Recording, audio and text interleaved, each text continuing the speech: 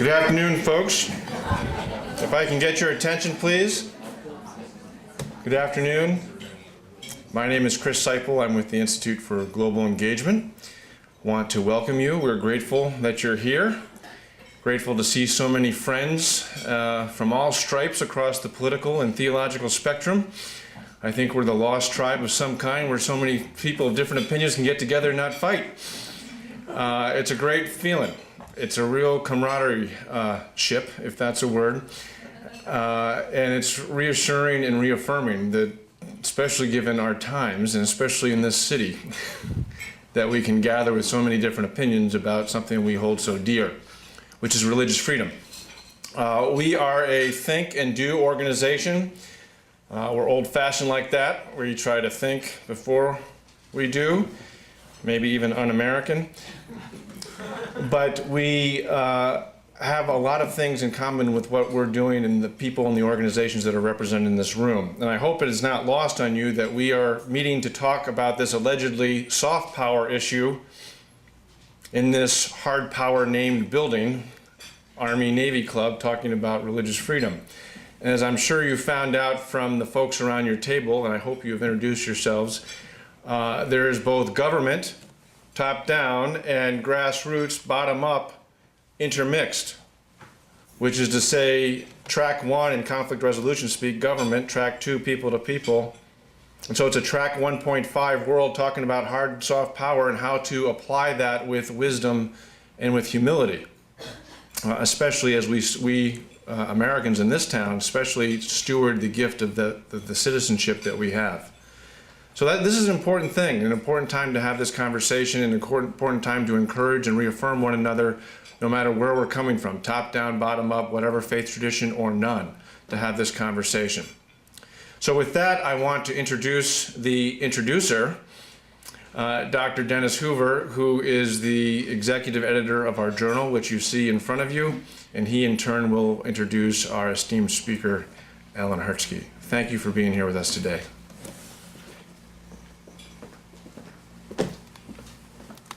Good afternoon. Thanks for joining us for this special address by Dr. Alan D. Hertzke on international religious freedom advocacy. Today's luncheon is sponsored by the Review of Faith and International Affairs, which is the quarterly journal of IGE. The review was founded 10 years ago now to help fill what was then a gaping hole in the literature and is still a fairly large hole, I think, in the literature, in scholarly and policy-oriented periodical literature. Doug Johnston once famously said that religion was the missing dimension of statecraft, and was pretty much still missing when 9/11 happened and sort of shocked the foreign affairs community into a consensus, belatedly, that religion matters. And so in 2003, we founded the Review of Faith and International Affairs as a forum for rigorous scholarship and balanced commentary on the complex roles of religion in public life worldwide. And in particular, we wanted to provide a forum for explorations of the positive potentialities of religion in public life, without, of course, ignoring the more problematic possibilities as well. So today's lecture is based on the latest issue of the review, which is at your tables. It's part of actually a 4-issue series, all of which are funded in part through a grant from the Templeton Foundation. And it's all under the umbrella theme of international religious freedom studies, an effort to help mainstream the topic and advance rigorous policy discussions and scholarship. And the series entails some ancillary components as well, one of which is a model syllabus, which Alan Hertzke was the lead author of. You have a copy of that at your seats as well. And then events like this. Over the next 4 issues of the journal, each one will also have a special lecture here in this building by the guest editor of each issue. And I'll quickly give you advance advertising on the next 3 issues that are coming. The winter issue will be on the rise of Sharia, implications for democracy and human rights. That'll be guest edited by Robert Hefner at Boston University, a major expert on Islam. And then in the spring, our esteemed President Chris Seipel will be guest editing an issue on religious freedom issues in the study and practice of U.S. foreign policy. And then the summer issue will be on religious freedom research in Asian studies. And we'll have, as guest editor of that issue, co-guest editor Stephen Bailey at Simpson University, and IGE's own Elisa Autry, who is here somewhere. Lisa, raise your hand. There she is, as co-editing on that issue. So we're excited about the series, and we're excited about getting off to a great start in the series with Alan Hertzke, who many of you I think already know, but he is presidential professor of political science at the University of Oklahoma, internationally recognized expert on religion and politics. He's the author of several books, all of them very well cited. The most recent one, which will be out next month, I believe, is called The Future of Religious Freedom, and it's from Oxford University Press. So keep an eye out for that. He's a frequent commentator in the news media and a speaker in high demand, and we're privileged to have him here with us. So please join me in welcoming Dr. Alan Hertzke.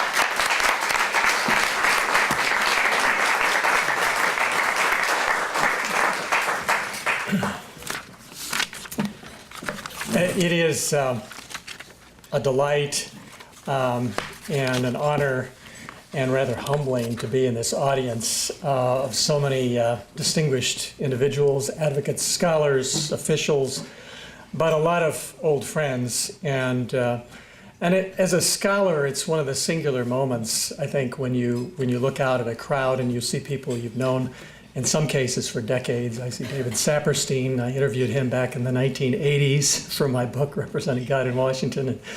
And yeah, right.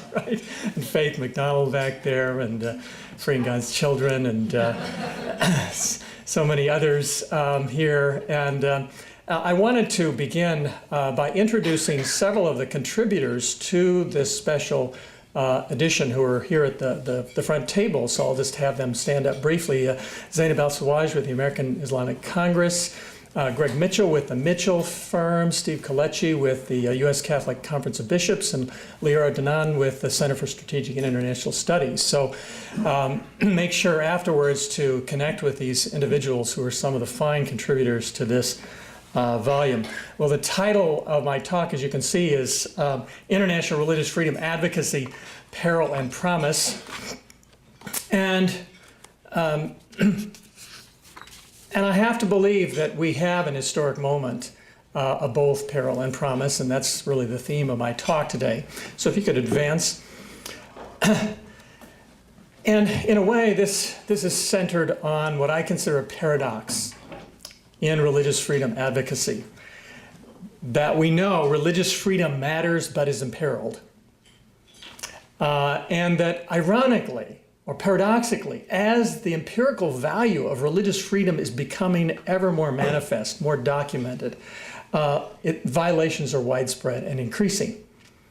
So that's the paradox. But in a way, the promise is that we have an unprecedented documentary record and a unique capacity to test timeless propositions that have been advanced for centuries about the value of freedom of conscience, belief, and practice, and how they're related to flourishing societies and civil societies and peace and so forth. We now actually have the capacity to really test those empirical observations. So that's what gives me some hope in the midst of this paradoxical situation. At the very time that we have this documentary record and we have the evidence mounting and we have highly rigorous empirical studies that suggest the value of religious freedom to human flourishing, peace, democracy, human rights, and so forth, that we have an imperiled globe on that score.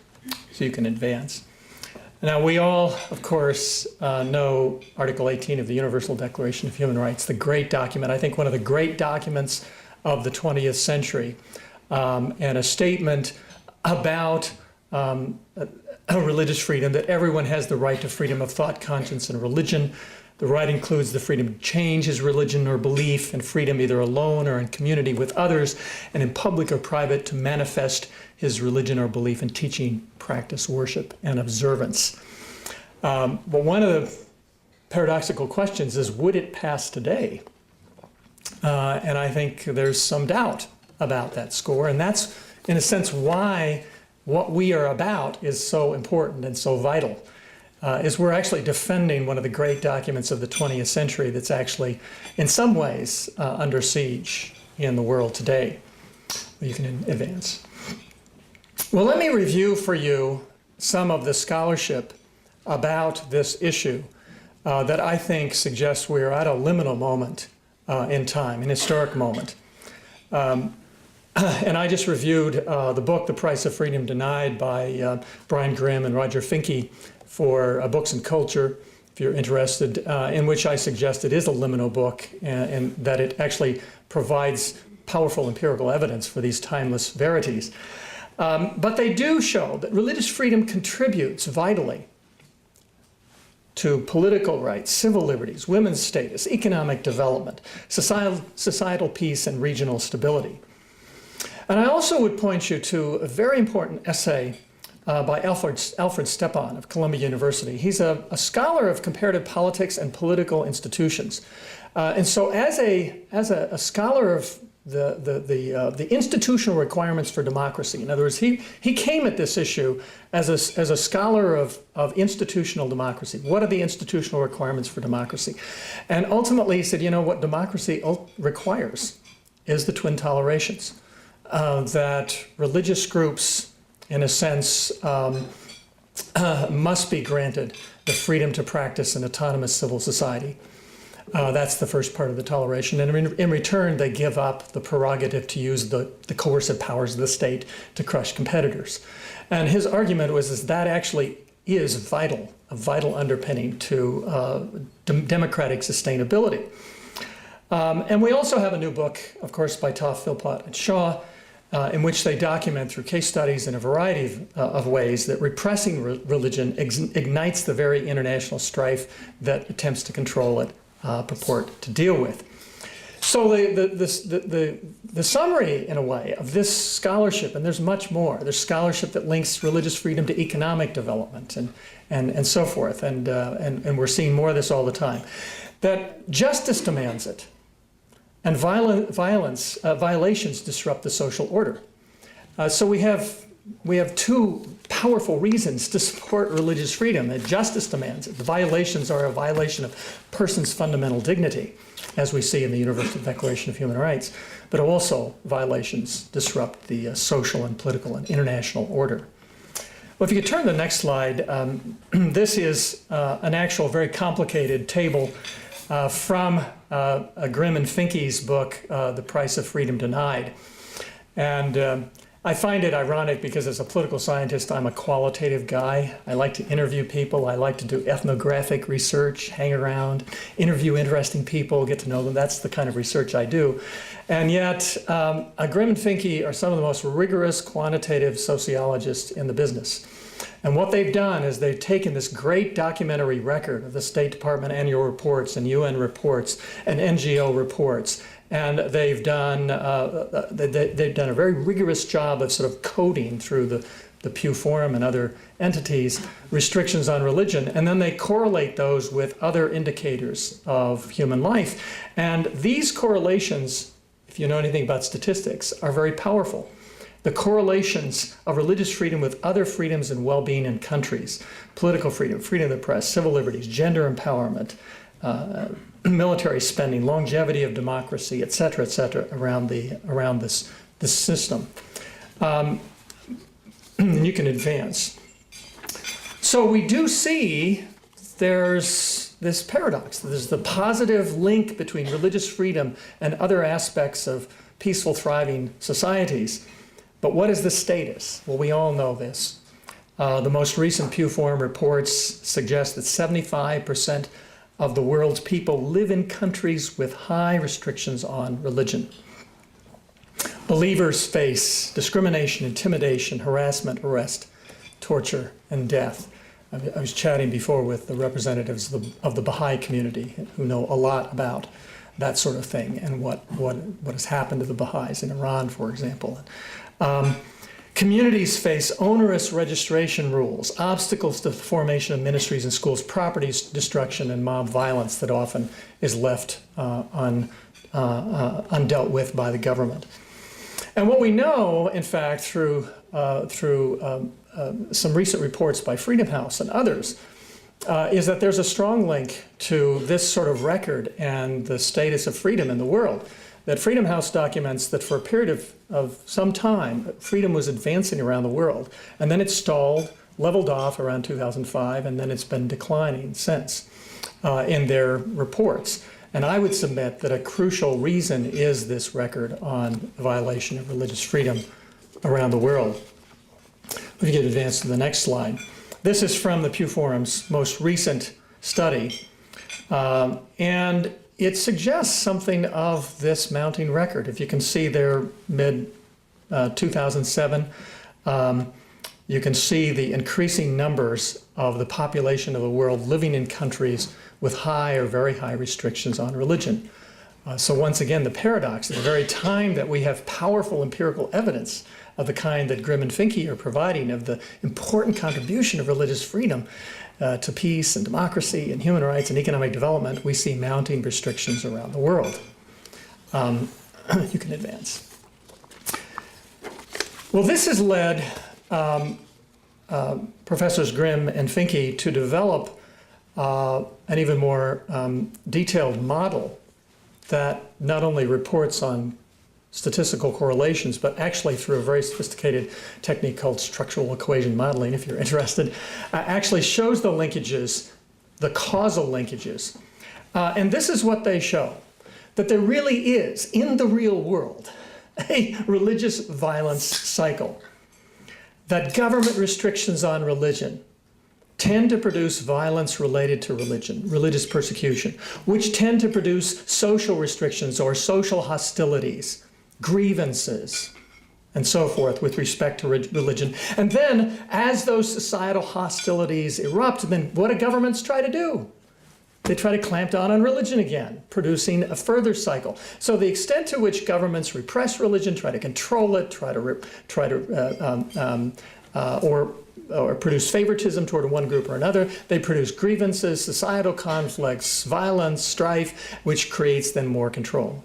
And what Grimm and Finke then show, that there's a religious freedom cycle as well. That where there is religious freedom guaranteed by the government and embodied in society, you tend to get broader, more positive contributions by religious groups, which leads a broader religious participation, broader positive contributions to society, which then enables the state to relax its restrictions and produce a greater regime of participation. And in a way, I find that one of the most evocative passages that I have appropriated actually comes from the Quran, which kind of depicts this cycle. Which is from Surah 5, verse 48, which is that had God willed, he could have created one people with one faith. But instead, he created many faiths, many peoples to test you. So, vie one with another in virtue. In other words, the model that they suggest here is religious communities vying with one another in their participation, their charitable engagements, their support for the community, vie one with another in virtue, I think is something that we can all believe in.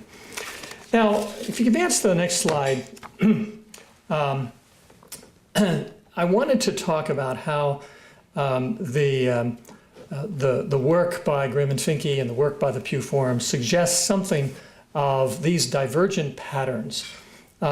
Because you can actually look at very similar cultures, religious backgrounds, regions of the world, and find a very different trajectory. So this is a comparison of the first Pew Forum report, a comparison of the government restrictions index, one of the highest in the world, Saudi Arabia, and social hostilities, very high, in Saudi Arabia versus Qatar. And notice there the link that Qatar actually made a decision a few years ago. The emir relaxed restrictions on religion, enabled Christian churches to build, communities to form, guaranteed some measure of religious toleration and freedom. And that actually led to a kind of a thriving of that culture and society. Universities, women's status improved, and so forth. And we actually see how this religious freedom model really does work, or can work in societies with very similar religious backgrounds in very similar places. If you want to turn to the next slide, what gives me some hope is that, in a way, we are at the crucible of the 21st century, what we are involved in this room. The crucible of the 21st century is living with our differences in a shrinking world, or in a world of vibrant, thriving religious engagement. The secularization thesis has not proven true. The world is as thoroughly religious as ever. And in a shrinking world where we are cheek to jowl, where, as Peter Berger, the great sociologist, put it, everyone is everywhere, where religious pluralism is the reality everywhere, and only denied in some places. It's a reality in Iran, it's a reality in Saudi Arabia, it's a reality in North Korea. It's just denied. But that is the great crucible, is how do we live in a shrinking world of vibrant religion with our differences? And if we don't get this right, excuse me, wrong slide, if we don't get this right, we get this right or the century will be bleak. Let's put it that way. We get this right or the century will be bleak.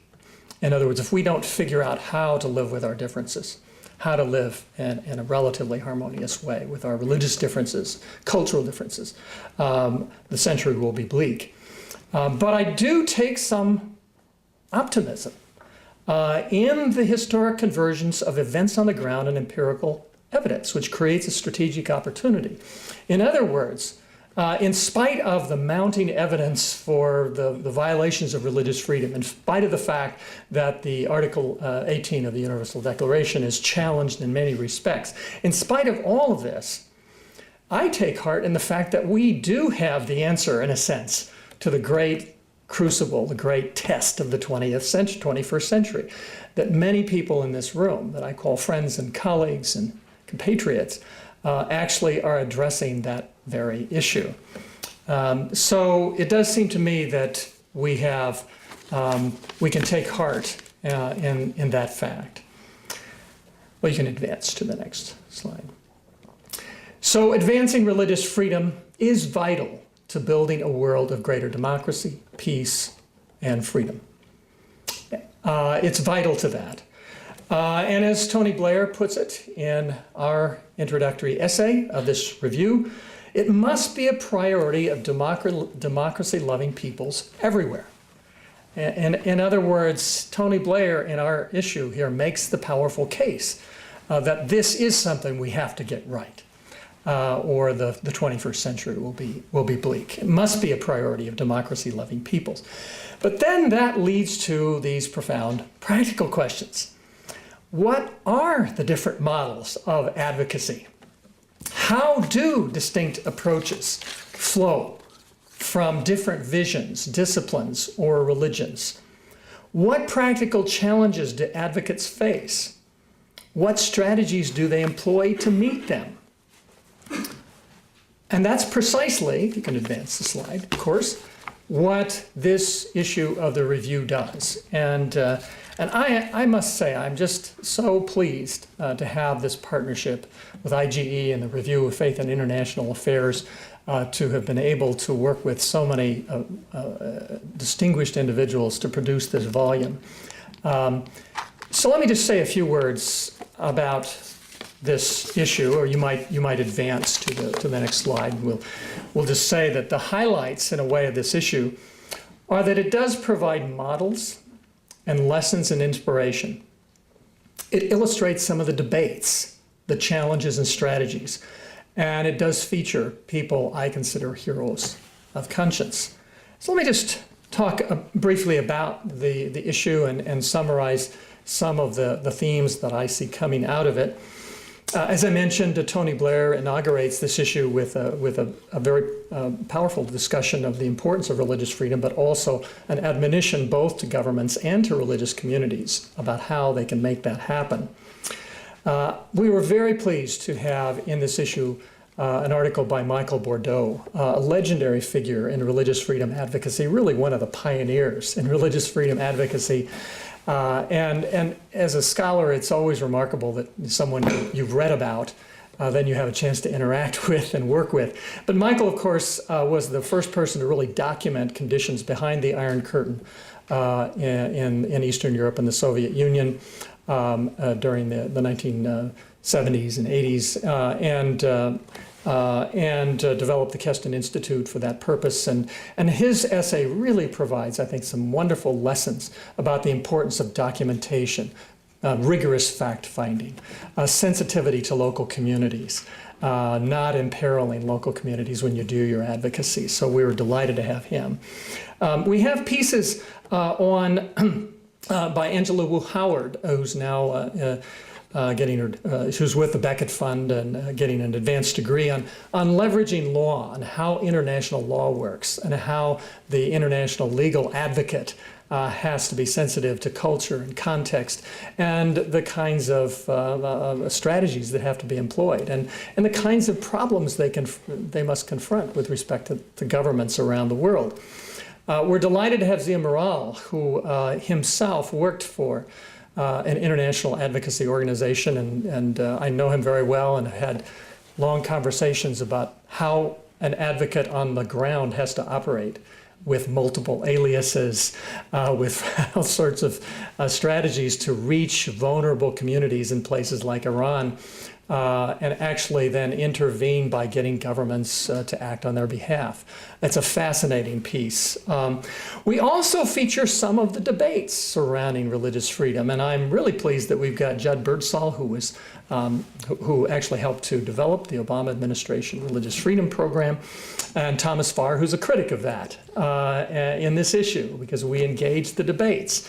And so we actually see two individuals who are friends, who are colleagues, who are passionately committed to this issue, who actually disagree about the Obama administration's program on religious freedom. And so I think you'll find that fascinating. Once again, we have Greg Mitchell, who proudly claims the moniker of lobbyist. I often tell my students that's not a pejorative term in political science. He's a lobbyist for religious freedom and human dignity, and that's a pretty good thing in my mind. And what he shows is the importance of alliances and cross-party, cross-faith alliances. And I think you'll find his description of how those alliances actually renewed the U.S. Commission and some other issues very enlightening. Leora Danan presents a wonderful description of the importance of soft power and in her piece on public diplomacy. We also have a piece by Leonard Leo and Don Argue on the U.S. Commission and its work. Felice Geer, a very distinguished representative of the Jewish community and the American Jewish Committee, presents an article about the way in which Jewish advocacy both has particular and universal tendencies, which I think is a fascinating piece. We have Steve Kalechi of the U.S. Catholic Bishops, who really provides a detailed account of the depth and international scope of Catholic engagement on religious freedom. And finally, rounding out the kind of the religious community, Zainab El-Sawaj provides just an amazing story of her work with the American Islamic Congress and applying what she calls the Montgomery method in the Middle East. And as you'll see, before the Arab Spring, her organization actually translated the comic book on the Montgomery bus boycott of Martin Luther King, and which is a didactic tool for civil disobedience, peaceful resistance to oppression, and the young people on Tahrir Square, some of them were using this model. Very powerful story, and of course she has a poignant discussion at the end of her concern about religious freedom freedom of belief and conscience remains a dream deferred in many parts of the Middle East. And finally, Chris Seipel rounds out the discussion with the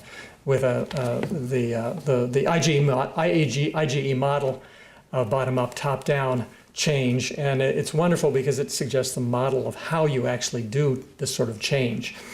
So you can advance the next slide. So in a way, what we're showing here, and here are just a few, I wish I had photographs of everyone here, but something of the diversity of the voices, perspectives in this issue. That's Zia Morale on the lower corner there, and Tom Farr on the right, and Angela Wu, and I think that's Tony Blair up in the right-hand corner there, and Zayla Sawaj. But if you could advance. But what excites me actually about what IEG and the review are doing is they're taking these issues and really attempting to engage in an enterprise of developing model curricula to actually impact what's going on in the academic settings that's socializing the next generation of leaders. So they're attempting to build an intellectual infrastructure to sustain religious freedom advocacy. And this is something that Tom Farr notes in his chapter, in his piece in this. He said, you know, we can disagree about the Obama administration's policies, but he said the broader problem is the way in which our leaders, our political leaders, our diplomats, our opinion makers, our journalists are socialized or not socialized in their academic settings. We have to create an academic discipline that will socialize and produce the next generation of advocates.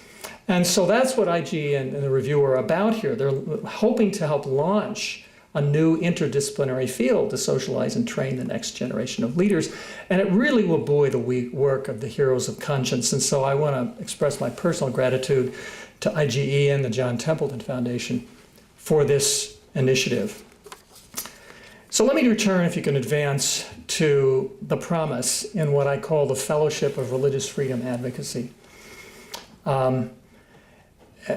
And I really do mean the fellowship of religious freedom advocacy, because I have been privileged for a number of decades to interact with, interview advocates, and in an era of partisan rancor and small bore politics, this network and alliance is multi-faith, genuinely, nonpartisan, transnational. And as I see people in this room and I think about others, you know, we are a fellowship of religious freedom advocacy. It is a unique thing, and it's one of the unheralded stories of our time, I believe. We are Jews and Catholics and Baptists and Pentecostals and Sikhs and Buddhists and Baha'is and Muslims and Hindus and Buddhists and so forth. I mean, we literally, all of us, have friends, colleagues that span the theological and ideological divide. And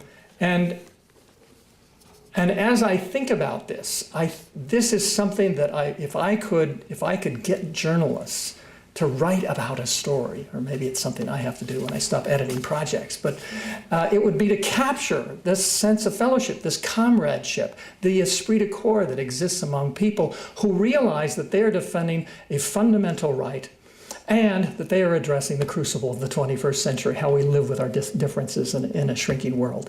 That we actually have one of the keys to this.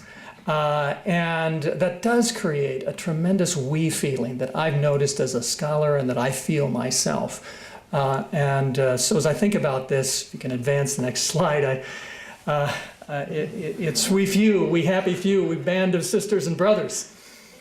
For she who defends the liberty of conscience is my sister, and he who goes into the ring to fight for human dignity is my brother. And I really do feel this. And I think many in this room feel this as well. And that, to me, is the hope. If we have great peril, if religious freedom seems under siege, if our leaders don't seem to be as committed to this issue as they should be, this is ultimately the hope that we do have the key to the 21st century, or one of them. And if it seems naive, if this vision of a fellowship of religious freedom, of a group of people that may share many differences but agree that the freedom of conscience, belief, and practice is one of the crucial ingredients to building a century of greater peace and democracy and human liberty.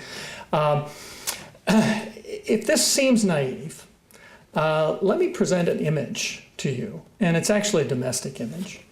But when I was interviewing religious leaders for my study, Lobbying for the Faithful, for the Pew Forum on Religion and Public Life, about religious freedom advocacy, which I discovered is heavily global in nature, that religious advocates in America see themselves as representing the voiceless, the lost, the left out around the world. As I was interviewing religious leaders from across the theological, political spectrum, I was interviewing a young man, Rajib Singh Dali from the Sikh Coalition. And we were sitting outside of a Washington restaurant, and little kids were peeking in at Rajdeep because he had the characteristic turban on his head, and they thought this was sort of curious. And he said, that happens to me all the time. And then he said, of course, we Sikhs are the ideal Americans, which I hear a lot from lots of other religious communities. And because here we can be who we are, which to me is exactly why we must defend this right around the world. Here you can be who you are. But he said, but there's a problem. Well, there's many problems. We're profiled, we can't get jobs in certain ways, and we're going to fight for that. And he said, but there's this Oregon law that was passed in the 1920s by a lobby campaign of the Ku Klux Klan against Catholics. And he said it's a law that banishes or bans religious dress in the public schools. And it was a law aimed by the KKK against Catholic priests and nuns teaching in the public schools of Oregon. Now, they actually passed a law prohibiting private schooling, which was struck down by the Supreme Court. They actually banned parochial schools in Oregon in the 1920s. That was struck down. But this law lingered. And he said, so Sikhs can't teach in the public school in Oregon because I'd have to remove my turban. And Orthodox Jews and Muslim women of color. So he said, we're going to form a coalition and go after that law. And I remember thinking to myself as a typical political scientist, oh, sure. Sikhs, a Sikh lobby of 2 people in Washington, D.C. is going to go after the Oregon law. But what did he discover? That in a country that celebrates religious freedom, that celebrates religious pluralism, that has in fact developed a kind of fellowship of religious freedom domestically and internationally, he could find advocates, he could find allies. And so I would suggest that the image of this fellowship of religious freedom is captured by the next slide. The signing ceremony ending Oregon's KKK-backed law against religious attire in public schools, backed by Baptists and Catholics and Jews and Muslims and Sikhs and others. And to me, it's an iconic image of what the fellowship of religious freedom and an image of what the future could look like globally. And we all in this room, I think, are blessed to be part of such a noble enterprise. We'll take questions. Thank you. Thank you so much, Alan, for the passion of your heart, but also the excellence of your mind. We need both. And if we don't embody that which we seek to imbue, and if the process of partnership does not anticipate the product that we seek as part of a common moral framework, then why bother? You got to live it out here, even in a place like Washington, D.C. And I'm so grateful for the passionate excellence of Alan Hertzke as our chronicler for telling our story. It really is a priceless gift, and we are grateful. And with that, we'll ask Lindsay. Lindsay's in the back. If you have questions, Alan will be happy to take them. Thank you, sir. Amen. Chris, my name is wireless, so do you want to step back here for the question, or we can... Did you hear that? The mic is not wireless, so you need to proceed to the back if you have a question.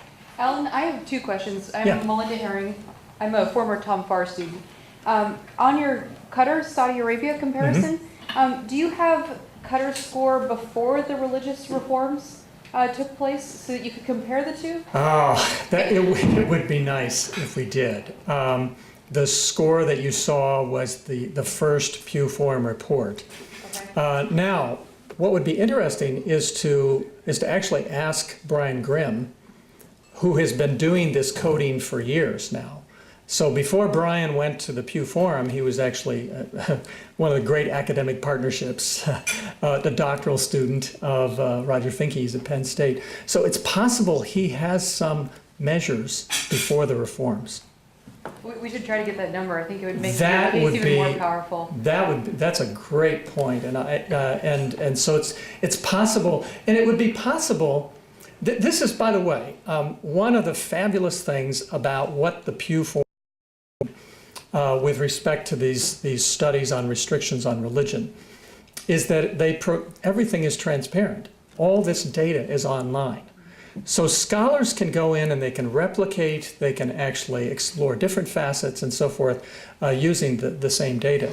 And so it would be actually a great thing for scholars you could actually go back before the Pew Forum did its work and actually look at the same reports and do the same coding protocols. Okay? The second question I had was, I noticed on the list of projects that you're currently working on, I noticed you're talking about curriculum for universities, but not curriculum for diplomats. And I know at some point this community was interested in developing some kind of curriculum at FSI. Is that something that's been abandoned? Is it too difficult? It is not. Because I think that's a really important part of it. Yeah, well, I think I can say that, and I'll be delighted to use that as a way to make a pitch for another Templeton-funded project, and that's the Religious Freedom Project at the Berkeley Center at Georgetown University that's headed by Tom Farr and Associate Director Tim Shaw. And I know that part of that initiative, Tom has been teaching at the FSS school and hopes to develop a kind of curriculum as well, or at least to buoy that curriculum or develop it more fully. So I have not talked with Tom recently about the plans they have, but that would certainly be, obviously Georgetown is a great place for that kind of initiative, and I think certainly the syllabus that we developed, parts of it would be perfect for diplomats. If I do say, I would be delighted if diplomats would be taking some of if the Foreign Service training provided some of these modules for diplomats. So it's a great question. Yeah.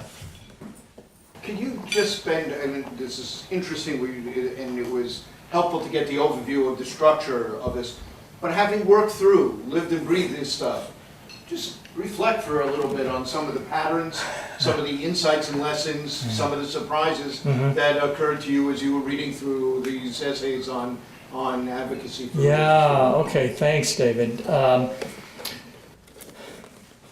Well, first of all, one of the things that really, there's some sort of personal reflections and there's some scholarly reflections, but I am, as my wife continually tries to remind me, I should be grateful, deeply grateful for my life.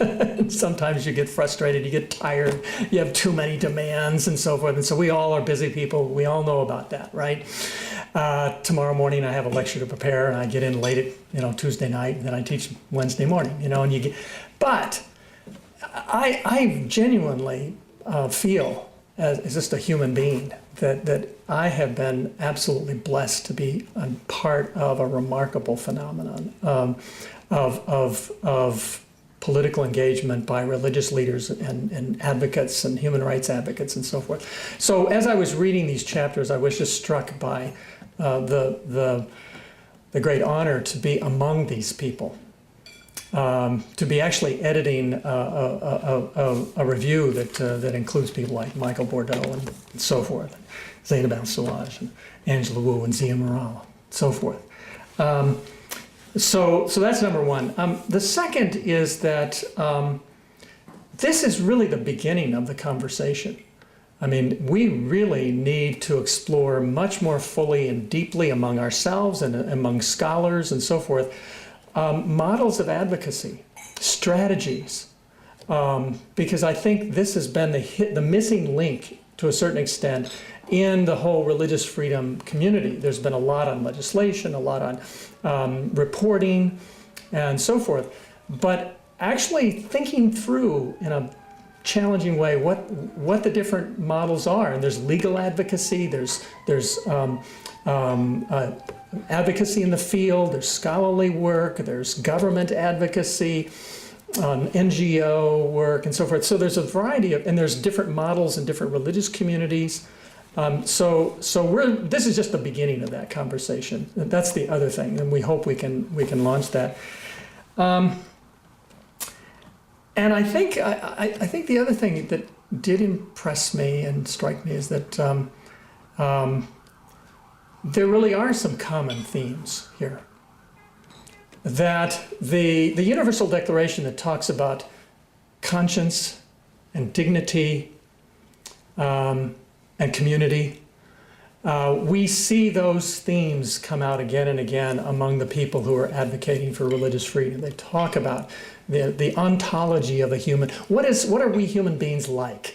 We feel a sense of conscience, and when we're not able to act on that conscience, we feel it a violation of our fundamental dignity. That's who we are as human beings. We live in community. And we have a sense of obligation, sense of duty, and we also wonder about ultimate things.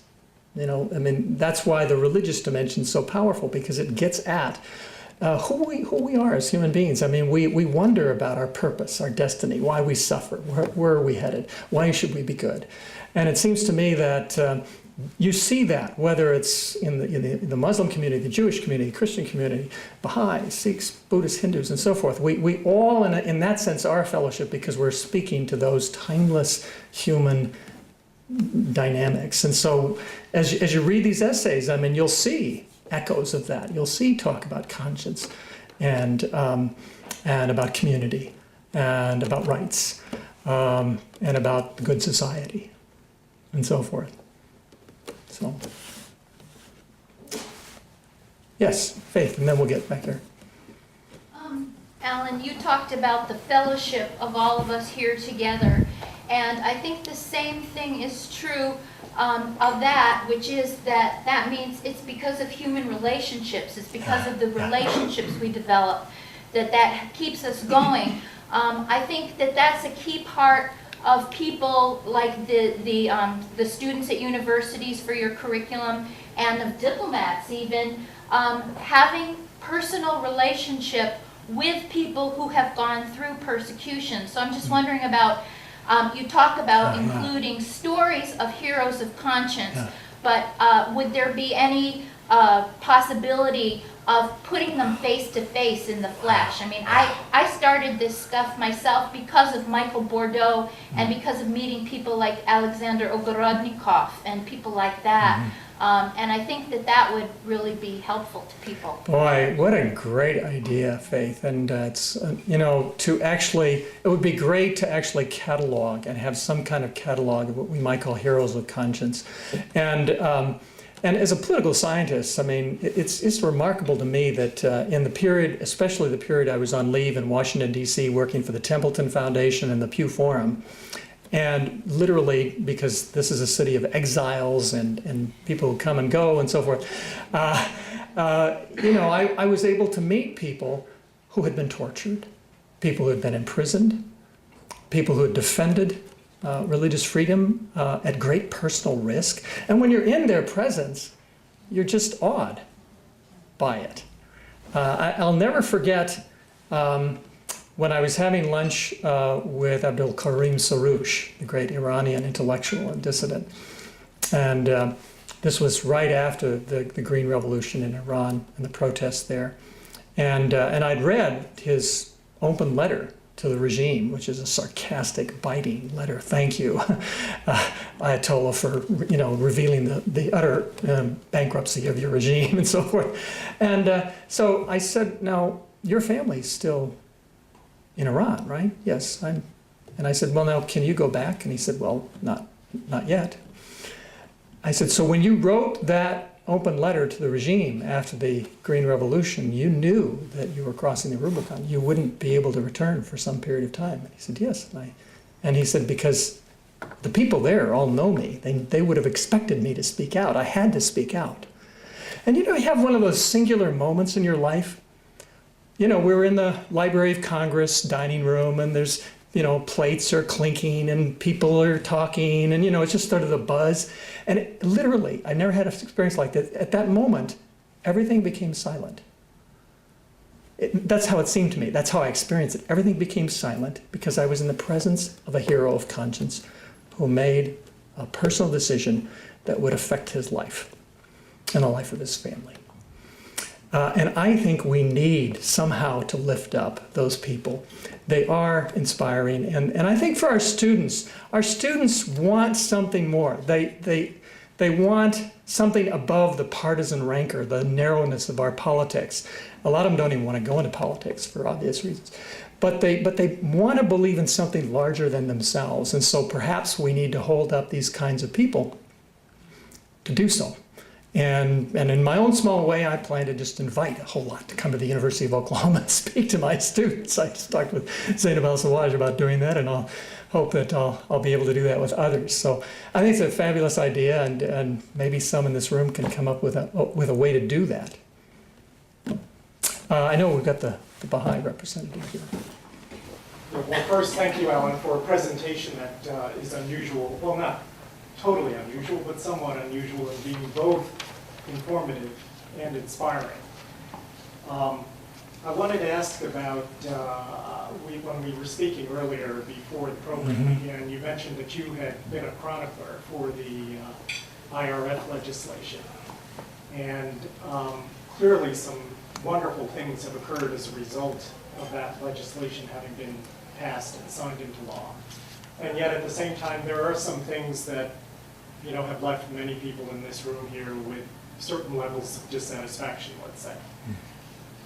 In your own view, if you could name maybe the 3 things that you would hope could occur within that framework, or maybe an altered framework, that are not occurring today, and what impact those changes or reforms, or they could be done administratively perhaps, or they might require new legislation. But what 3 things do you think should happen to make it more effective than it has been? 3 things.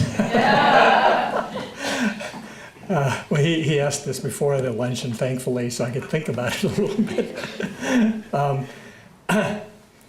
Number 1, I do think that the legislation was pretty clear that the U.S. Ambassador for International Religious Freedom, and the ambassador at large, was meant to be a high-level presidential appointee reporting to the Secretary of State and the President, and not sort of buried in layers of State Department bureaucracy. And so I think that's a pretty clear thing that Tom Farr has written about, and others have written about, the importance of really elevating the Office of International Religious Freedom and integrating that office into the mainstreams of our foreign policy. So that, unfortunately, human rights is often an island in our American foreign policy. Religious freedom can be an island set apart from the main. And the objective of the IRF law was that religious freedom would not just be an add-on, but it would be integrated, so that when there were strategic discussions or discussions with other countries or economic or discussions and so forth, that the various levels of the State Department, that the ambassador would be a part of that, the office would be a part of that, that it would be integrated at a high level. And I think so. That's something that, number 1. I think the U.S. Commission, there's been some discussion of how it could play a more enhanced role, and I think that, in fact, Knox and I have talked about that, and others have talked about the idea that the Commission could really also function as not just as a watchdog, but as a think tank, which I think could be a very fine contribution. I think that the issue that was raised about the State Department training, I think that the training of our diplomats is crucial. and not just training in religious freedom, but in sort of the religious communities that they're going to engage with and so forth. So I think that really enhancing the diplomatic training would be vital. And I'm sure some people in this room have ideas. Anybody want to add anything to that? I mean, we can have a discussion. I don't have to be the sole. I'm not the expert. Yeah, Steve, what about you? Just one that really occurs to me is that in addition to training of diplomats, we need, in universities and college programs throughout the country, we need a much more interdisciplinary approach. Okay, yeah. Where religion is not sort of off to the side in the life of the university. Yes. And more informed, because it's a language we simply don't speak. It's like in polite company, you don't talk about Right. religion, you don't talk about politics. And that's a problem at the university. Okay, We yeah, don't that- have a multidisciplinary right, we approach. don't really Then you have can't that. have a diplomat coming out of that basic training, they go to, and then all of a sudden religion's a part of their training. It really should be integrated. That's a beautiful point, and that's part of the objective of this whole initiative that IGE has with the issues and with the syllabi that they're going to be posting online, is to really help foster an interdisciplinary focus in our universities, and that's what the Religious Freedom Project at Georgetown is trying to do. And you're right. I mean, we have religious studies programs that are off there separate from politics and psychology and sociology and international and area studies and so forth. So you have people taking international and area studies and they won't darken the door of a religious studies class. So you're absolutely right about that. And they don't come out with a knowledge, a vocabulary. I mean, religion is one of the major forces on the globe today. It forms our identity, it forms our passions, our commitments.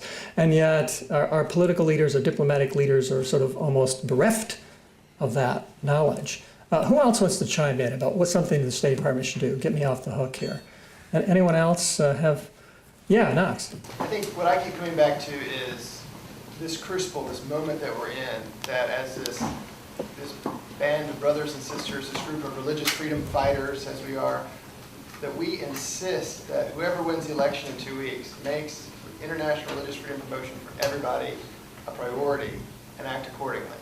And that's with the strategy to figure out how all these pieces, the track 1, track 2, track 1.5, the sanction Great elements, point. all of this, it's a both and, it's not either or, puts it together so that we can actually help people who want to believe however they want to believe, have that freedom, and make the case through national security, make the case through human rights, but just politely but yet firmly insist that our government really make this a priority. So let's make this a renewed commitment that the election, which hasn't focused on this much at all, or the debates, unfortunately, that in fact that we say this is a renewed commitment. Whoever is elected, it's a fresh moment.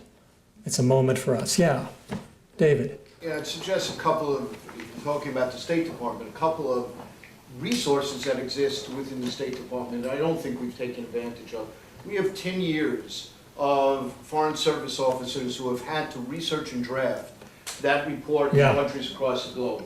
And then there's not necessarily any continuity at all in building with those people, in ensuring what they have done is integrated into what their colleagues do, building on their expertise that they've developed. They move to another country, they may not be doing this. There's no thoughtful, comprehensive way of addressing that. And I will also add, just in terms of the report, that no other country does this report. And on an ad hoc basis, a number of countries use the report as a model for their Foreign Service officers. We're not intentional about that either.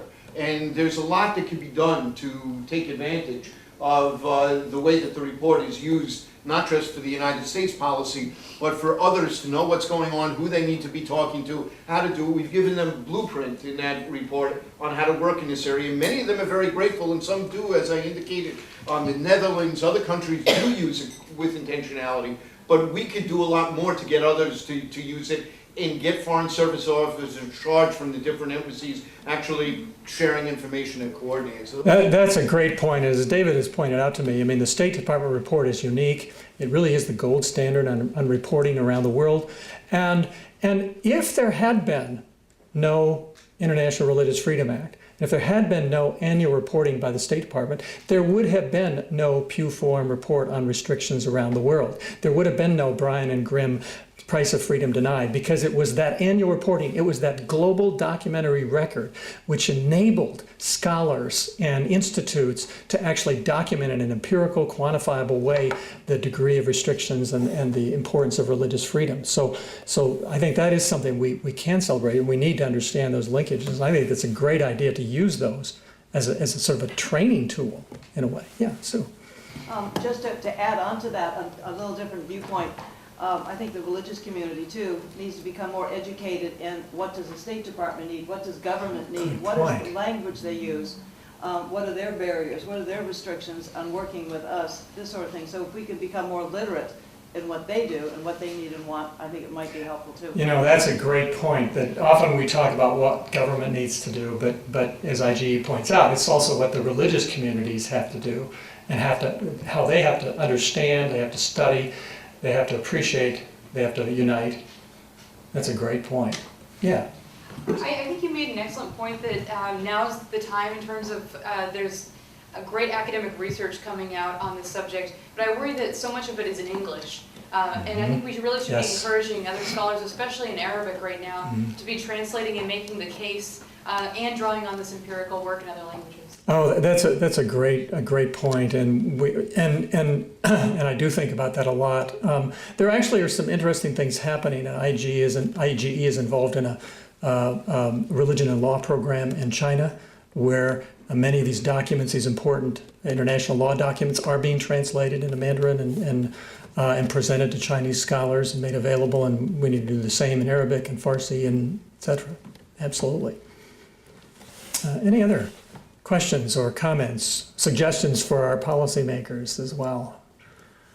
Yes? Can I take like 20 steps back? Yes, certainly. And you're with the State Department, so everybody, he's with the State Department.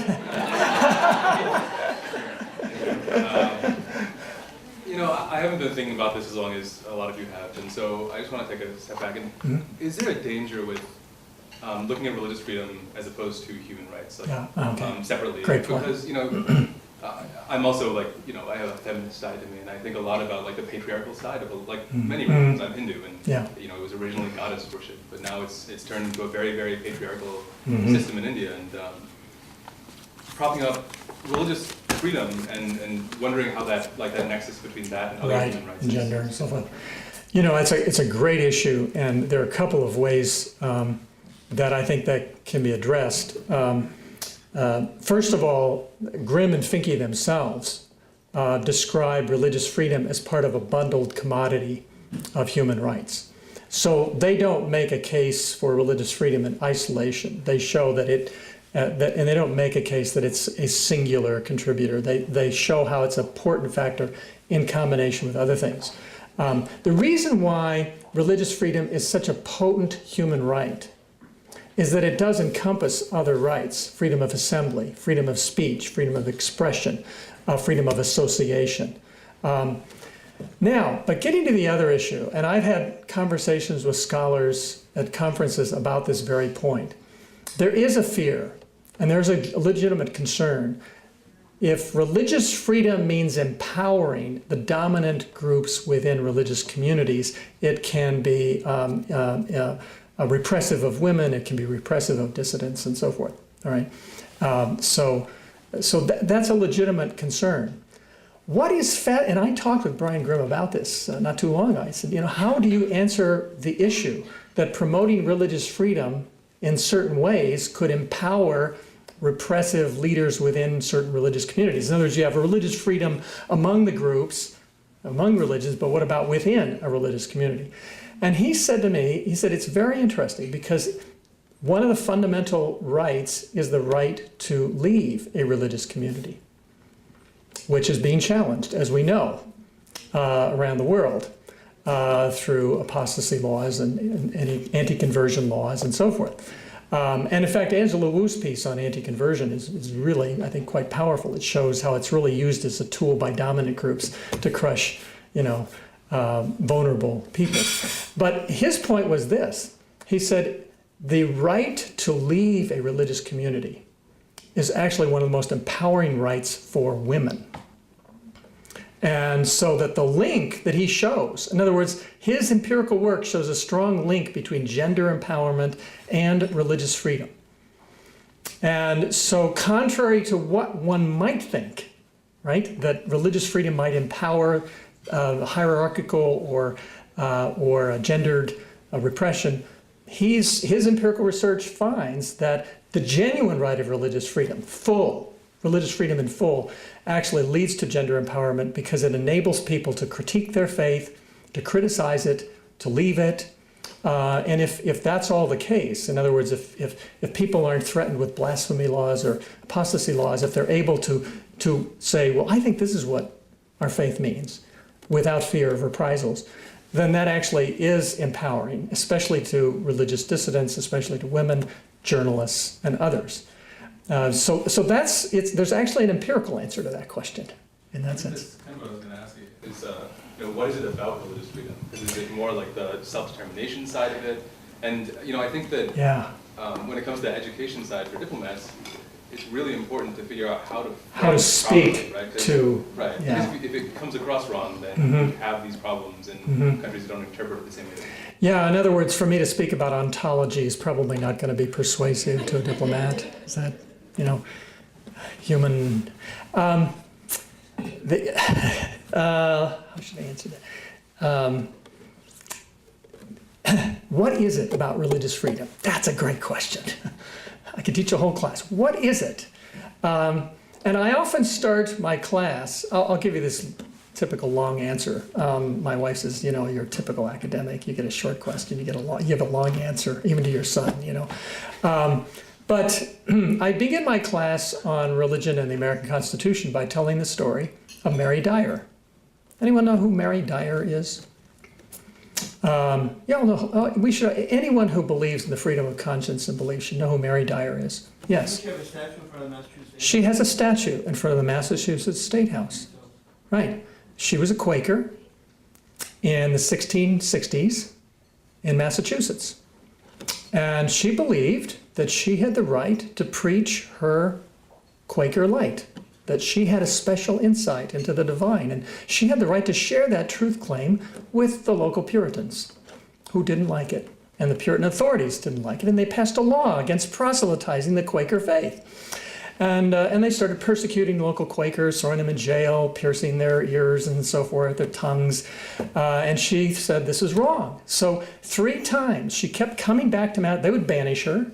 This is what they did back in the 1660s. They'd banish her. She'd come back, and she'd start proselytizing again and preaching her Quaker light. And then they'd banish her again and pass more and more draconian laws until they finally got fed up with this persistent woman who kept talking about the freedom of conscience.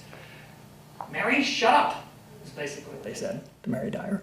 And so finally, they passed a law that would say it's illegal to proselytize your own views on penalty of death. Now we're going to deal with Mary Dyer. Okay, so they banish her.